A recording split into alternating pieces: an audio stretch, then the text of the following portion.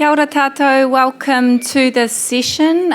Just to be clear, it is session 3A, AI, Machine Learning and Audiovisual Collections at NFSA, in other words, the National Film and Sound Archive of Australia. So we're very lucky to have two speakers from Australia today.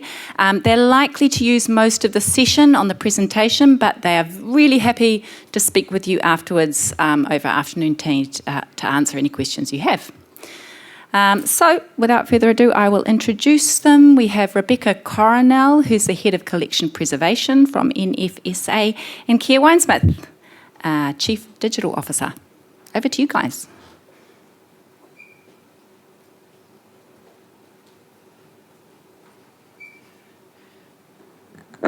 Thanks very much, everyone, and thank you for such a warm welcome. It's been a long time since I've been to Wellington, and it's been great to be here. We're going to do a bit of a double act today, so I'm going to be talking a little bit about the NFSA, the National Film and Sound Archives collection, the digitisation work that we're doing, and a machine learning pilot that we undertook, and then I'm going to hand over to Keir, and he's going to be talking about the exciting work that we're just launching into right now.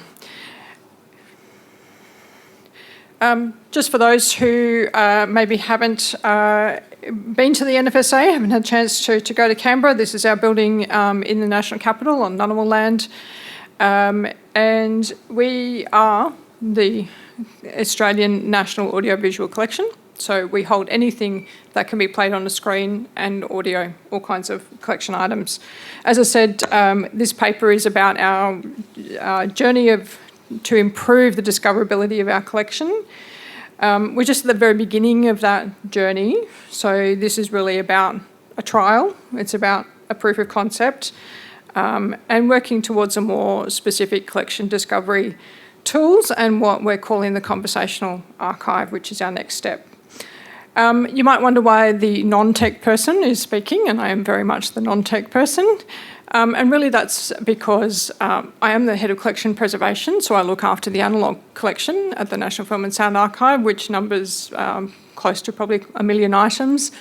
And of course, it's very hard to apply AI and ML unless that collection is digitised, and that's the other part of my responsibility. So I'm going to talk a little bit about that as well.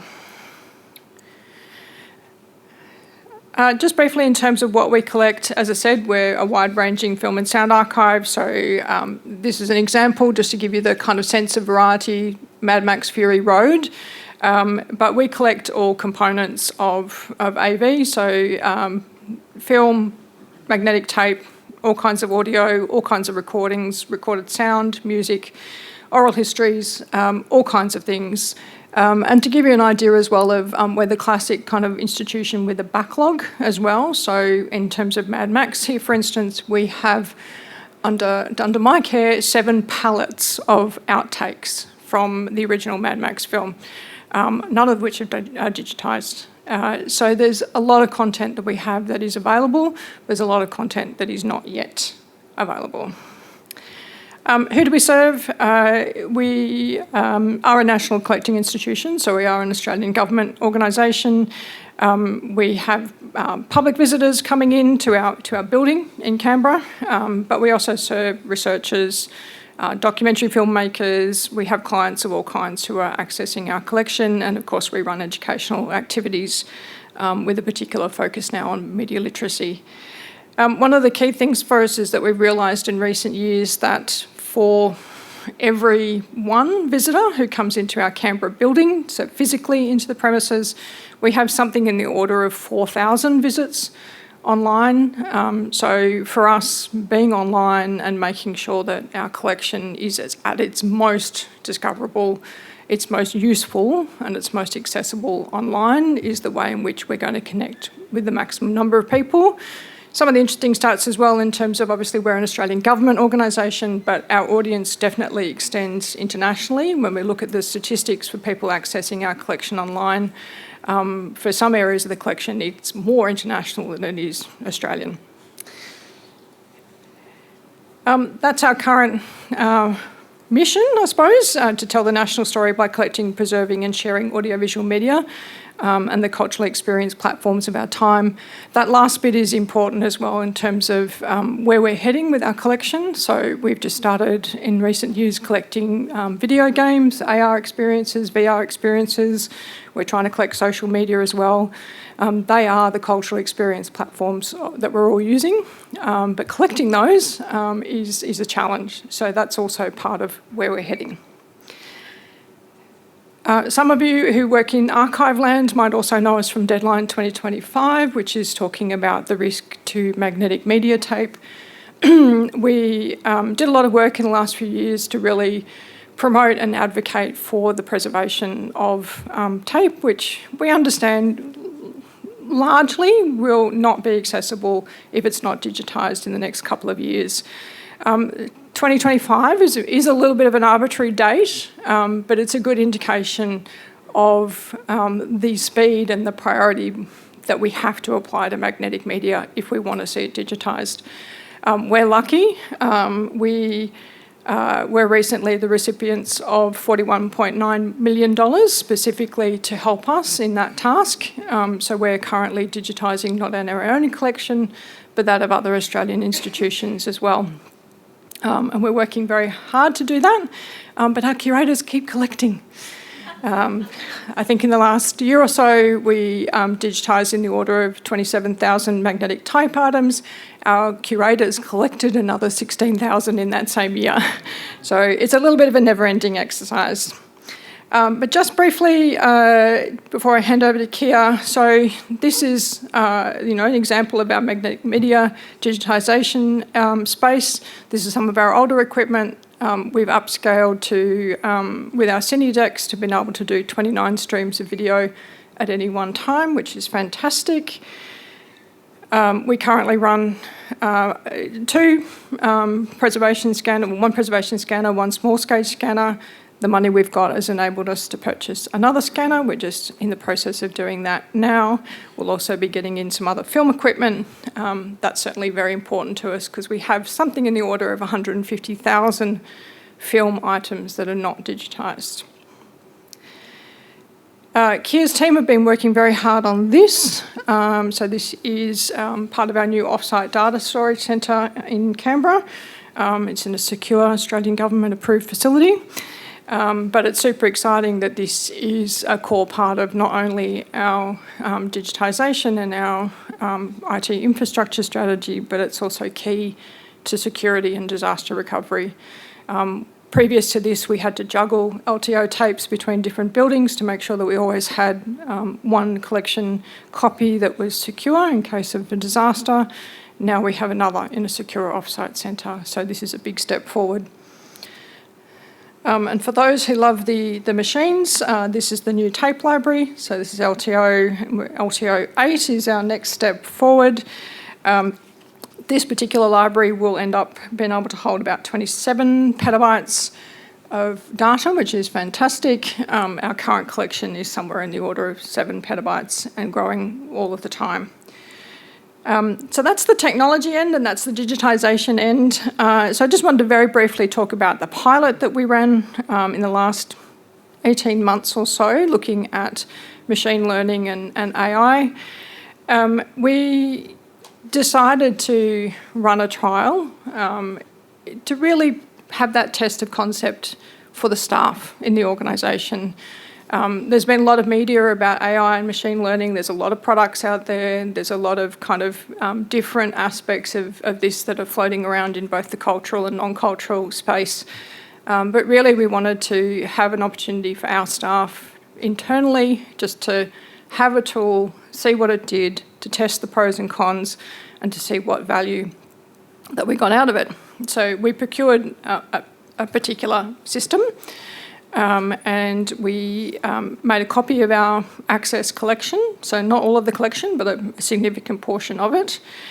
And we allowed our staff to go forth and use it to see what happened. It's proved to be a useful exercise, and I think there are a lot of sceptics in the organisation and a lot of people who just weren't sure how useful or not it would be. And what we've seen really is something that people are largely convinced about. Not completely, but largely. that'll be Keir's next challenge. But just a couple of examples just to give you an indication of what the staff were finding.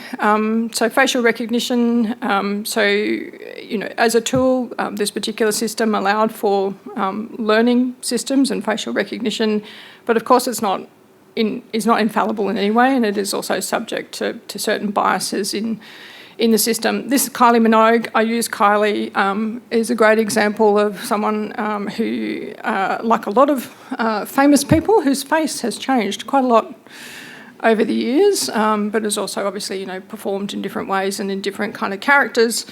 But as you'll see here, there are two people here that are definitely not Kylie.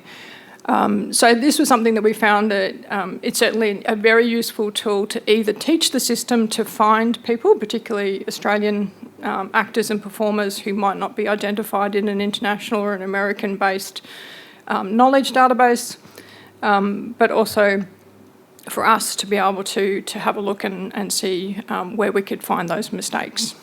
So we've been having a look at that.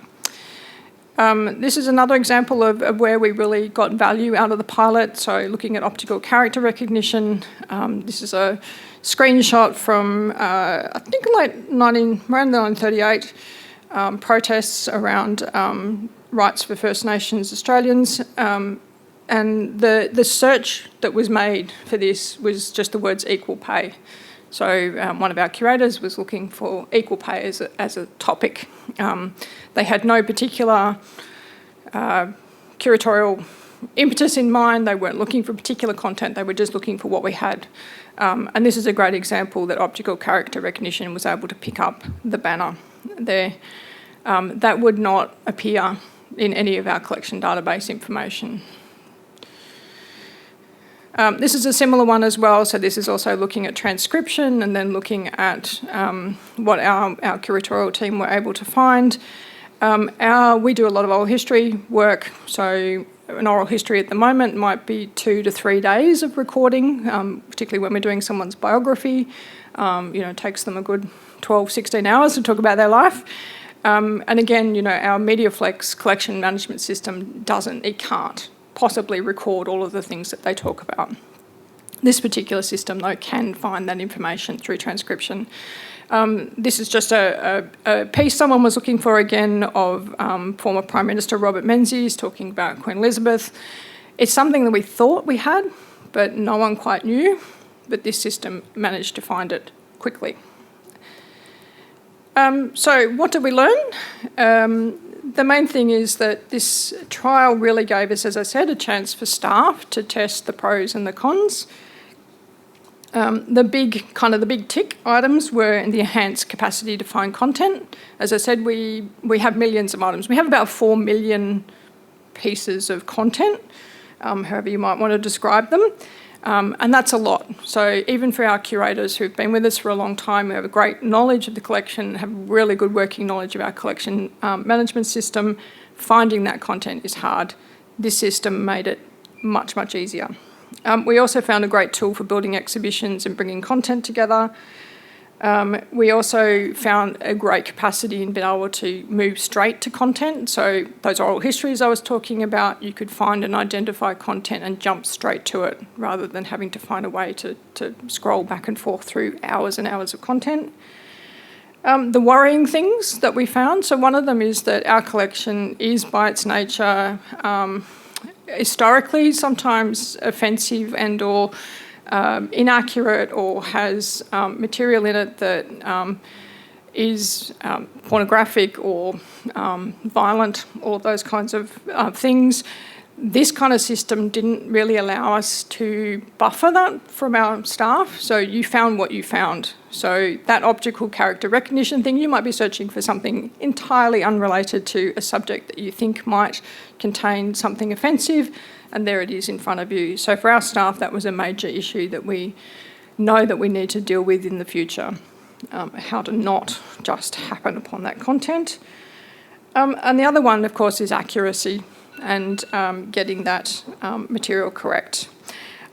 Keir's going to talk about this a little bit more, but working with the Australian accent, and I'm sure other people in the room will understand the accent, and dialogue issues as well in terms of accurate transcription. But particularly for us in Australia, First Nations terms, First Nations words are not easily transcribed at the moment, and we want them to be, so that's really important for us.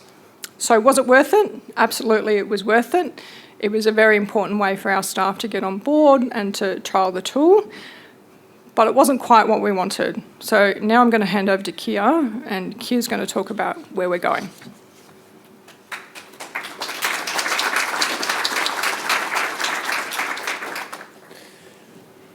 Guruburi, Yuma, everyone. Trigger warning, I talk really fast and I swear and I make jokes. So if you feel like you should laugh, you should laugh. If you feel like, is he? He is.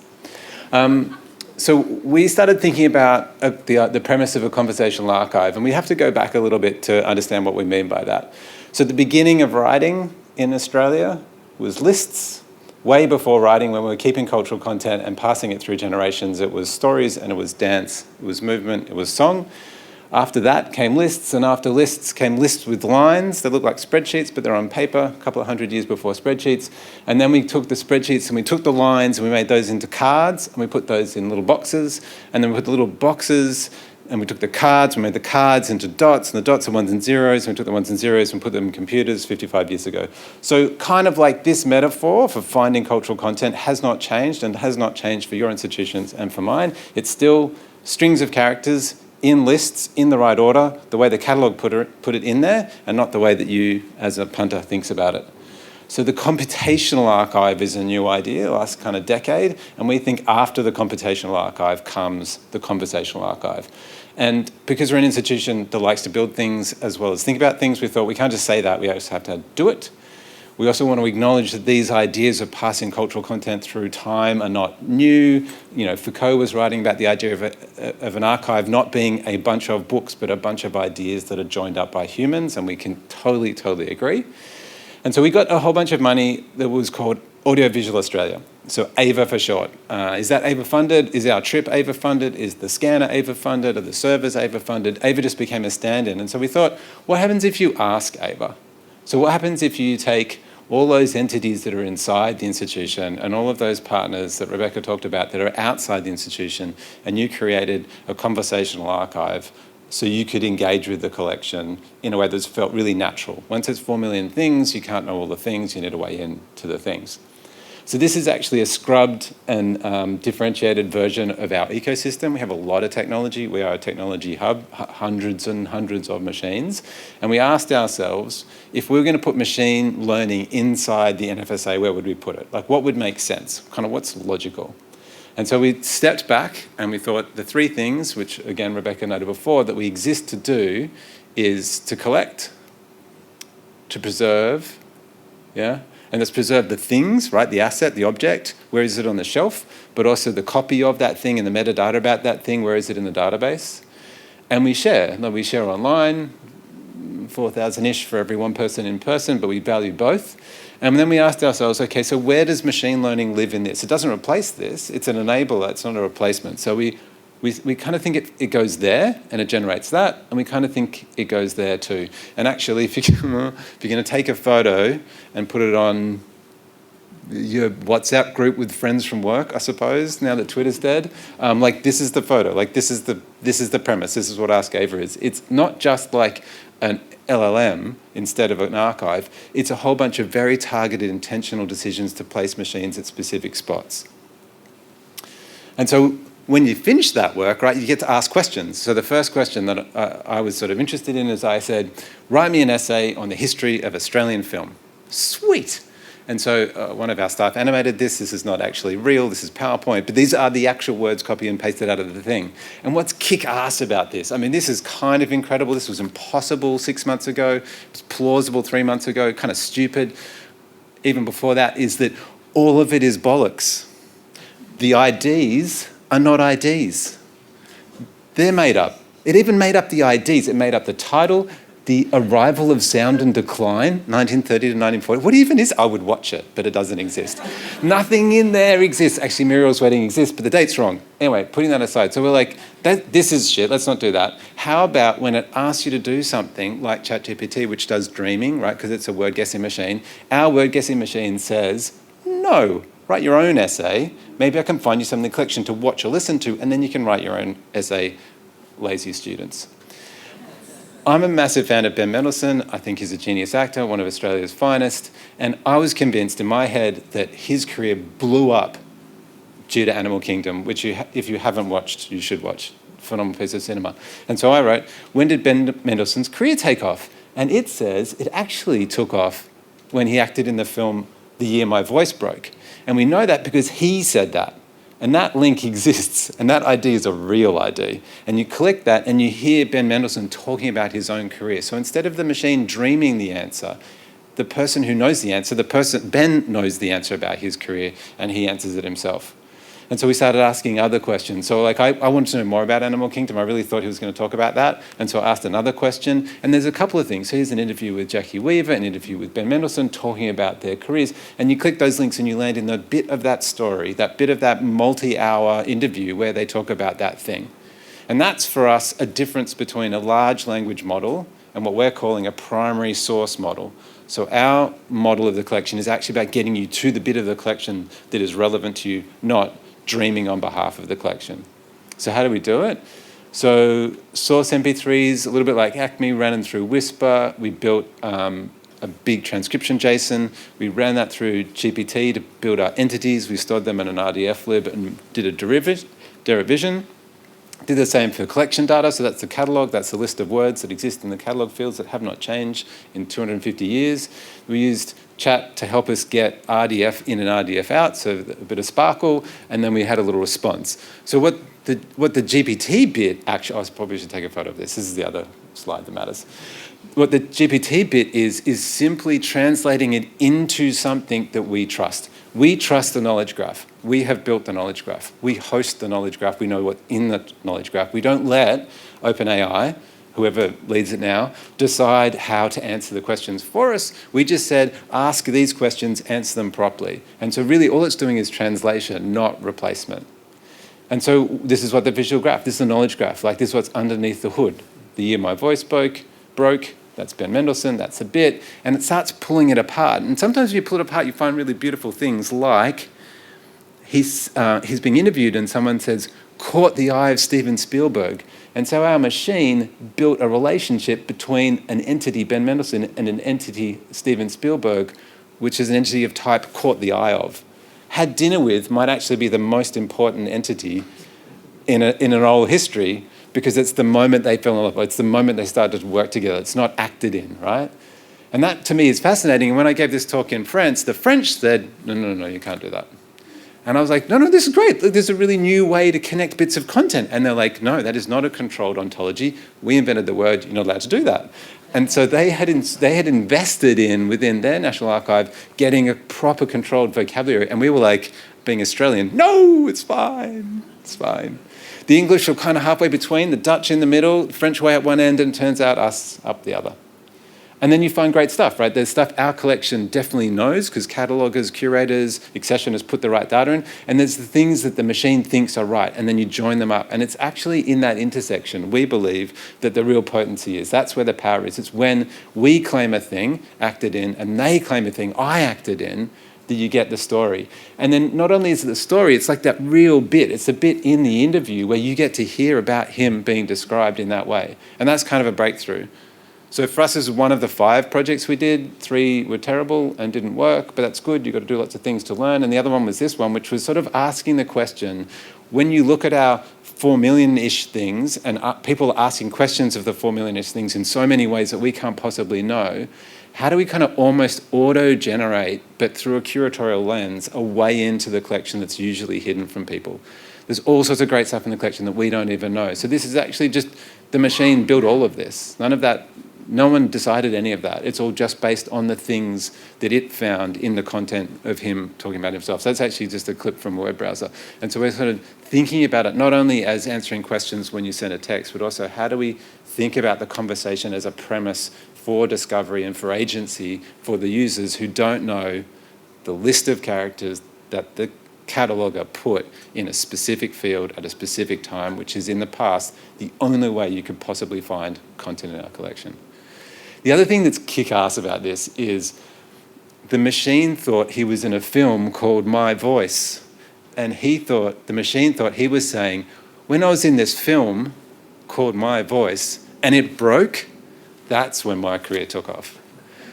So it's still a bit shit, right? Like, it's close. But it's beautiful, and at the moment it's only available internally, so it kind of doesn't matter that it's wrong.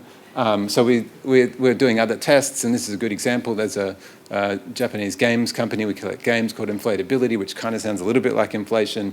And so when you put this in between, right, if this is the thing the staff are using as a kind of broker to the public, they know that that's a mistake and they can pass the good juice on. So the conversations internally are actually really vibrant. We have a thread. How do you make change? We have a thread internally. There's about 30 people on it, and they're from Rebecca's team and from the curatorial teams and from the technology teams. And the things we find and the tests we do, and literally everything in this, including this whole deck, goes into that thread and is out in front of the rest of the organisation so that we can have holes picked in it. It's not a secret IT thing. It's not a secret digital thing being kept from IT. It's a thing we're doing in plain sight so it can make a change. There are big questions, like if we're going to make an RDF of the entire collection, what does that mean? How do we host a climate crisis? Don't know. The other thing that's really specific, and I'm going to go super fast, and apologies to those who really need caffeine right now, is all of the things we use speak American. Like if you put Australian faces, especially non-white, like Carly's on TV in America, it does all right. You put non-white faces, First Nations faces into the thing, it does not find them. So Chico roll is Australian for chicken roll. Davo is Australian for David. Servo is Australian for service station, petrol station, where you fill up your car. Queanbeyan is a little bit to the east of Canberra. It's a First Nations clan name that has been turned into a place name. The American models get Davo. They don't get the rest. And so for us, as an institution of Australian content, of Australian stories, it actually matters that it can speak Australian. In particular, it can speak in a way that's embedded in our culture and our place. We don't say sovereignty because we don't have a treaty, and we kind of fucked that up. So we're calling it Bowerbird instead. So Bowerbird is an Australian speech engine. So it speaks Australian. It understands Australian entities. So it knows Kylie Minogue is a person, and it knows Queanbeyan is a place, and it joins them up, and it does better transcription than the American models do because they speak it, because they don't speak Australian, and they don't need to, and they don't want to. And the thought of us spending taxpayer dollars to train a model that can then be sold back to us that we pay for is bonkers when you're at the scale that we're at. When you're at decades of content, that's a shit idea. You know, and it sounds cool when I'm talking about it, but everyone is doing it. And in a way, Shopify's model, is basically a PSM and not an LLM. I had lunch with the guys from Spotify who built theirs, and they said, actually, when it's recommendation, no one cares if it's wrong. It's kind of cool when it's a bit wrong. And so we somehow need to be okay with it being cool when it's a bit wrong. Foster and Partners, I think, is a good reference point for us as well. They only train their model, which designs floor plates for buildings, on their own architecture, nothing else. They don't make it public. They don't use anything that's out in the public domain. They only use their own stuff. And for us, that's what we're doing. We are only using the National Collection's content to find more things within the National Collection content. We're not sucking from the kind of undifferentiated mass of the internet. When Whisper dreams, it dreams in you, or like and subscribe. Like if it's mumbly, it thinks you're saying like and subscribe. Have a guess what it's trained on. So what did we learn? We kind of learned that experimentation that leads to good infrastructure is only possible with proper governance, and that's the work. Because we want to be that in time, from where we are now to where we want to go. So thanks. And in October 2024, we're hosting a conference on AI and libraries and archives and museums in Canberra, and you should come. Thanks, everyone. Thank you so much, man. You do talk fast, but those ideas are thick and fast and amazing too. Please take all your questions with you to Coffee in Oceania and fire them at Rebecca and Keir there. Thank you so much, guys, for coming over here and being with us today. Kia ora.